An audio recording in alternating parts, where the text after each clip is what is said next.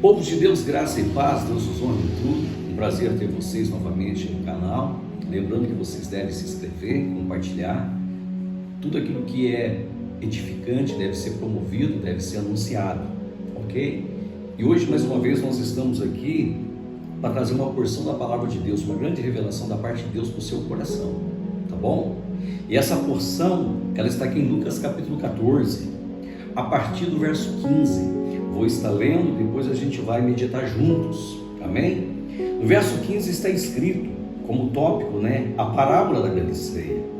Verso 15: e ouvindo isso, um dos que estavam com ele à mesa, disse-lhe: bem-aventurado o que comer pão no reino de Deus. Porém ele lhe disse: um certo homem fez uma grande ceia e convidou a muitos. E à hora da ceia mandou o seu servo dizer aos convidados: vinde, que já está tudo preparado. E todos começaram a se excusar-se. Disse o primeiro: comprei um campo, preciso ir vê-lo, rogo-te que me haja por escusado. O outro disse: comprei 5 juntas de bois e preciso experimentá-los.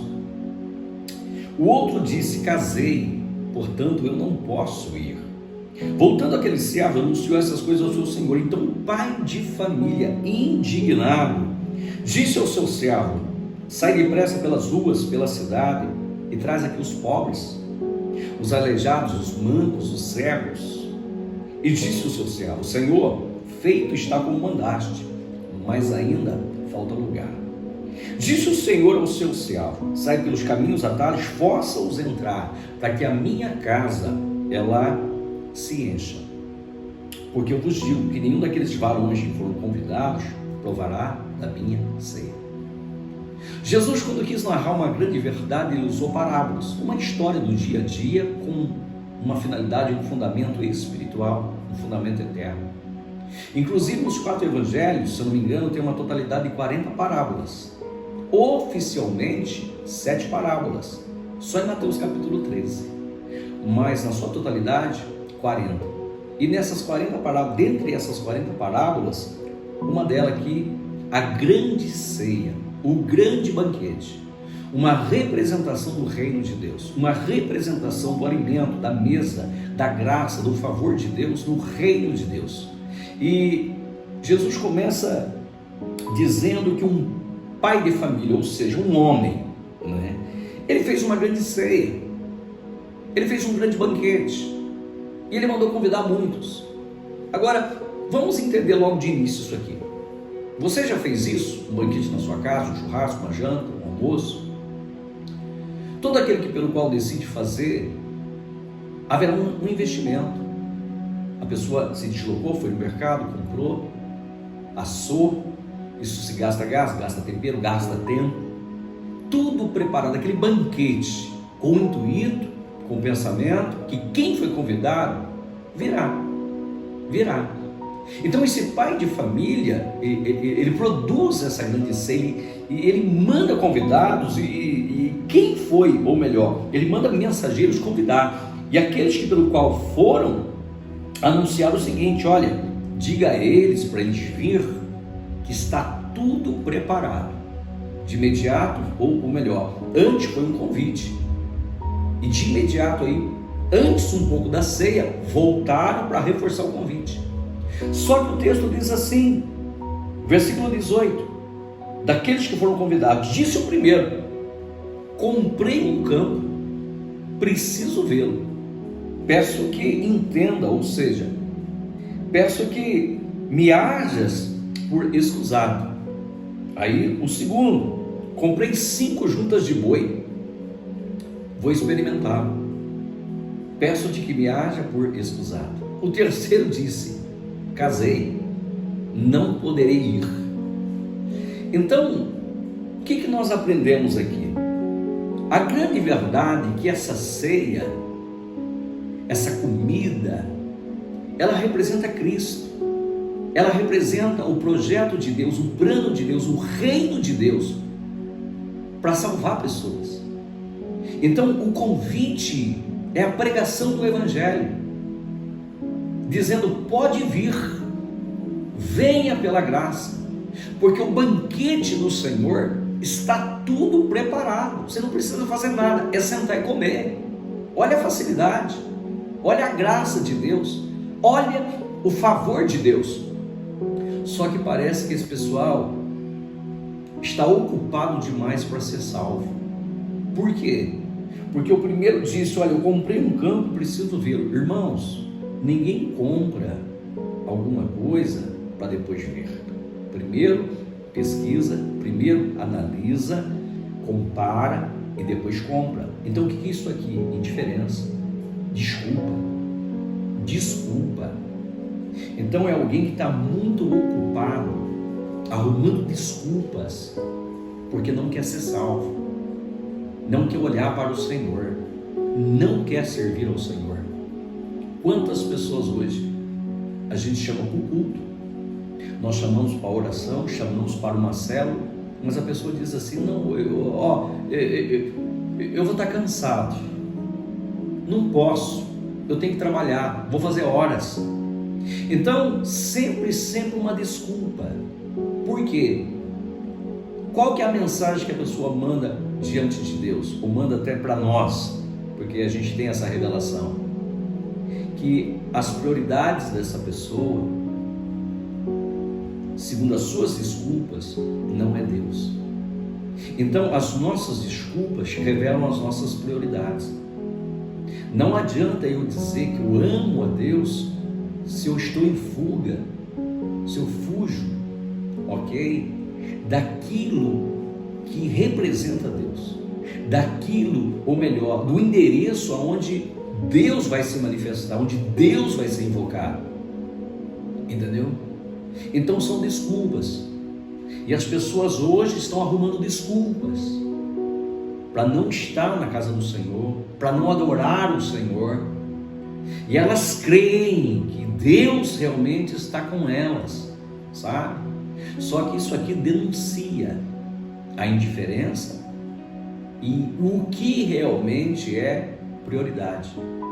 O segundo disse: olha, comprei 5 juntas de boi, eu vou experimentá-los, rogo-te, ou seja, tenha paciência comigo, eu quero que você entenda, sabe? Então é isso que as pessoas dizem. Agora ninguém compra boi para depois experimentar. Novamente, o que realmente denuncia aqui? Desculpas, não quer, está sendo indiferente à mesa do Senhor, indiferente ao reino de Deus, indiferente àquele que está chamando todo dia. Deixa eu dizer algo para você. A palavra do Senhor diz que nós devemos buscar o Senhor enquanto nós podemos achar. Nós devemos invocar enquanto o Senhor está perto. Pensa com carinho nisso. Isso é muito sério. 2 Pedro capítulo 1, versículo 10, está escrito que nós devemos considerar e fazendo firmes a nossa vocação e a nossa eleição. 1 Tessalonicenses capítulo 5, não me lembro o verso, está dizendo: não durmamos como os demais, mas vigiemos. Precisamos vigiar. Será que realmente nós estamos buscando a Deus? Ou realmente nós estamos buscando desculpas para não servir esse Deus? Hebreus capítulo 12, se eu não me engano, versículo 25, está escrito que nós não podemos rejeitar aquele que tem nos falado, ou seja, aquele que nos fala. O Espírito de Deus tem usado as pessoas. O Espírito de Deus está clamando. Há um convite do céu para cada um de nós, mas nós não podemos nos ocupar demais, porque nós precisamos da salvação, nós precisamos de Deus. Então, o primeiro, comprei um campo. O segundo, bois. O terceiro, casei. Então são pessoas que, ou seja, seus patrimônios, o seu trabalho, sua família, as coisas terrenas para eles são mais importantes do que a mesa do Senhor, do que a presença do Senhor, do que estar em comunhão com Deus. Está escrito que nós temos que decidir, porque nós não conseguiremos servir a 2 senhores. Jesus disse: não podeis servir a dois senhores. Na verdade, o homem não consegue, o ser humano não consegue. E outra, Deus não aceita. Deus nos quer por inteiro. Então precisa se decidir, servir ao Senhor, buscar ao Senhor, enquanto se pode achar. Agora, uma vez que esses convidados, eles não foram assentar nessa mesa, eles não participaram desse banquete, não quiseram, se desculparam, foram indiferentes. Consequentemente, o texto diz: voltando aquele servo, anunciou estas coisas ao seu senhor. Aqui o pai de família é o próprio Deus. O texto diz que ele ficou indignado, ou seja, Deus fica indignado vendo talvez você desprezando a palavra dele, desprezando Jesus, desprezando a obra dele, desprezando o reino dele, sabe?